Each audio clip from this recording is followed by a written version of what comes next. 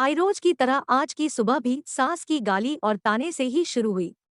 राधा रोज रोज के झगड़े से तंग आ चुकी थी, लेकिन वह और कर भी क्या सकती थी। उसे तो सुनना था। वह चुपचाप सास-ससुर और पड़ोसियों के ताने सुनती और रोती। राधा की शादी राजेश के साथ 6 साल पहले हुई थी। इन 6 सालों में जिन लोगों की शादी हुई थी, वे 1 से 2 बच्चे के माँ बाप बन गए थे। लेकिन राधा अभी तक माँ नहीं बन पाई थी। इसके चलते उसे बांझ जैसी उपाधि मिल गई थी। राह चलती औरतें भी राधा को तरह तरह के ताने देती और बांझ कहकर चिढ़ाती। राधा को यह सब बहुत खराब लगता, लेकिन वह किस किस का मुंह बंद करती। आखिर वे लोग भी तो ठीक ही कहते हैं। राधा सोची, मैं क्या करूं? अपना इलाज तो करा रही हूं। डॉक्टर ने लगातार इलाज कराने को कहा है, जो मैं कर रही हूं।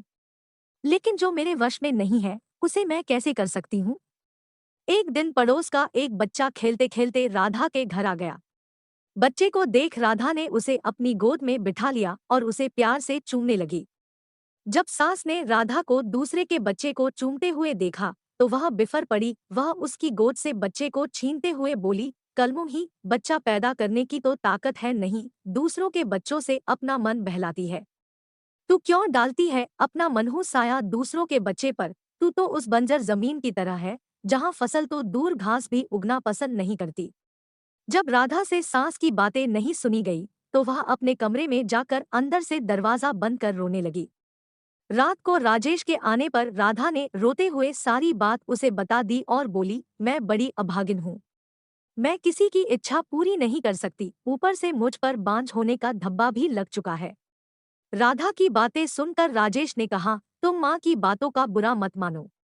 उन्हें ऐसा नहीं कहना चाहिए। हर माँ बाप की इच्छा होती है कि उनके परिवार को आगे बढ़ाने वाला उनके रहते हुए ही आ जाए। तुमसे यह इच्छा पूरी नहीं होते देखकर माँ तुमसे उल्टी सीधी बातें बोलती है। तुम चिंता मत करो, तुम्हारा इलाज चल रहा है। तुम जरूर माँ बनोगी। राधा बोली, मेरी एक सहेली थी, वह भी बहुत दिनों बाद माँ बनी थी। माँ बनने में देर होते देखकर जब उसने अपना इलाज कराया, तो जांच में उसमें कोई कमी नहीं पाई गई। कमी उसके पति में थी। जब उसके पति ने इलाज कराया, तभी वह माँ बन सकी। हो सकता है उसी की तरह आप में भी कोई कमी हो, इसलिए मैं चाहती हूँ कि आप भी एक बार अपना इलाज करा लेते। राधा की बात सुनकर राजेश भड़क उठा, मुझ में भला क्या कमी हो सकती है? मैं तो बिल्कुल ठीक हूँ। मुझ में कोई कमी नहीं है। मेरी चिंता छोड़ो, तुम अपना अच्छी तरह इलाज कराओ। मैं मानती हूँ कि आप में कोई कमी नहीं है, लेकिन तसल्ली की खातिर राधा ने सलाह देने के ख्याल से ऐसा कहा। लेकिन राजेश ने उसकी बात को बीच में ही काट दिया, नहीं राधा, मैंने कहा न कि मुझ में कोई कमी नहीं है। राजेश ने उसे डांट दिया। पति के भड़के मिजाज को देख राधा ने चुप रहना ही उचित समझा।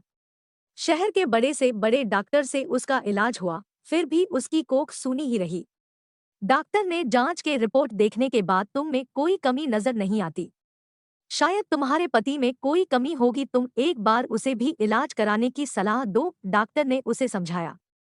अब राधा को पूरा भरोसा हो गया था कि उसमें कोई कमी नहीं है। मां बनने के लिए कमी उसके पति में ही है, लेकिन उसे कौन समझाए? उसे राजेश के गुस्से से भी डर लगता था। एक दिन किसी ने राधा की सास को बताया कि पास ही गांव के मंदिर में एक बाबा रहते हैं, जिसकी दुआ से हर किसी का दुख दूर हो जाता है। सास ने यह बात अपने बेटे राजेश को बता दी और राधा को बाबा के पास भेजने को कहा। रात को राजेश ने राधा से कहा, कल तुम मंदिर चली जाना। ठीक है, मैं चली जाऊंगी, लेकिन मैं डॉक्टर के पास गई थी। डॉक्टर ने मुझ में कोई कमी नहीं बताई। इसलिए मैं चाहती हूँ कि आप भी एक बार अपना डरते डरते, राधा कह रही थी, लेकिन राजेश ने उसकी बात को अनसुना कर दिया। राधा, मैं कहीं नहीं जाऊंगा। तुम कल मंदिर में बाबा के पास चली जाना, ऐसा कहकर राजेश सो गया। राधा ने भी अपने माथे पर लगा बांझपन का धब्बा मिटाने के लिए बाबा के पास जाकर उनसे दुआ लेने की सोच ली। दूसरे दिन नहा धोकर वह बाबा के पास चली गई। मंदिर में लगी भीड़ को देखकर उसे भरोसा हो गया कि वह भी बाबा की दुआ पाकर मां बन सकती है। राधा बाबा के पैरों पर गिर पड़ी और कहने लगी, बाबा, मेरा दुख दूर करें। मैं 6 साल से बच्चे का मुंह देखने के लिए तड़प रही हूँ। उठो बेटी, निराश मत हो। तुम्हें औलाद का सुख जरूर मिलेगा, लेकिन इसके लिए तुम्हें माहवारी होने के बाद यहाँ 4 दिनों तक रहकर लगातार पूजा करनी होगी। ठीक है बाबा, मैं जरूर आऊंगी। राधा खुशी से घर गई। घर आकर उसने सारी बातें अपने पति को बताईं। मैं कहता था न कि जो काम दवा नहीं कर सकती, कभी कभी दुआ से हो जाती है। बाबा की दुआ पाकर अब तुम जरूर माँ बनोगी, ऐसा मुझे भरोसा है।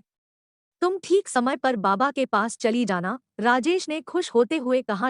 राधा अब बेसब्री से माहवारी होने का इंतजार करने लगी। कुछ दिन बाद उसे माहवारी हो गई।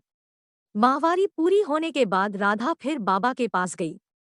उसे देखते ही बाबा ने कहा, बेटी, जैसा कि मैंने तुम्हें पहले भी कहा था कि यहीं रहकर 4 दिनों तक लगातार पूजा करनी पड़ेगी, तभी तुम माँ बन सकोगी। जी बाबा, मैं रहने के लिए तैयार हूँ, राधा ने कहा। ठीक है, अभी तुम अंदर चली जाओ। रात से तुम्हारे लिए पूजा करनी शुरू करूंगा। अपनी चाल को कामयाब होते देख बाबा मन ही मन खुश होते हुए बोला। रात को बाबा ने राधा से कहा, बेटी, इस पूजा के दौरान कोई भी देवता खुश होकर तुम्हें औलाद दे सकता है। इसके लिए तुम्हें सब कुछ चुपचाप सहन करना पड़ेगा, नहीं तो तुम कभी मां नहीं बन पाओगी। जी बाबा, मैं सब कुछ करने को तैयार हूँ। बस मुझे औलाद हो जानी चाहिए। राधा के इतना कहने के बाद बाबा उसे एक कोठरी में ले गए, जहां हवन कुंड बना हुआ था। उसमें आग जल रही थी। बाबा ने उसे वहीं पर बिठा दिया और वह भी बैठकर जाप करने लगा। कुछ देर तक जाप करने के बाद बाबा ने कहा, राधा, देवता मुझ में समा चुके हैं। वह तुम्हें औलाद का सुख देना चाहते हैं। इसलिए तुम चुपचाप अपने बदन के सारे कपड़े उतार दो और औलाद पाने के लिए मेरे पास आ जाओ। वह तुम्हें दुआ देना चाहते हैं। राधा ने यह सोचकर कि बाबा में देवता समा चुके हैं और देवता जो भी करते हैं गलत नहीं करते, इसलिए उसने अपने बदन के सारे कपड़े उतार दिए।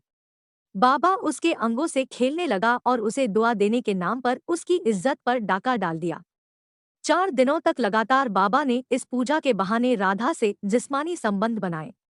5वें दिन बाबा ने कहा, राधा बेटी, हमारी दुआ कबूल हो गई। पूजा भी पूरी हो गई। अब तुम जरूर माँ बनोगी। तुम घर जा सकती हो। बाबा की दुआ लेकर वह खुशी खुशी घर लौट आई। 9 महीने बाद राधा माँ बन गई। उसे बाबा की दुआ लग गई थी। उसके माथे से बांझपन का धब्बा मिट चुका था। घर के सारे लोग बहुत खुश थे। राजेश को अब पूरा यकीन हो गया था कि उसमें भी बाप बनने की ताकत है, लेकिन सच्चाई से सभी अनजान थे।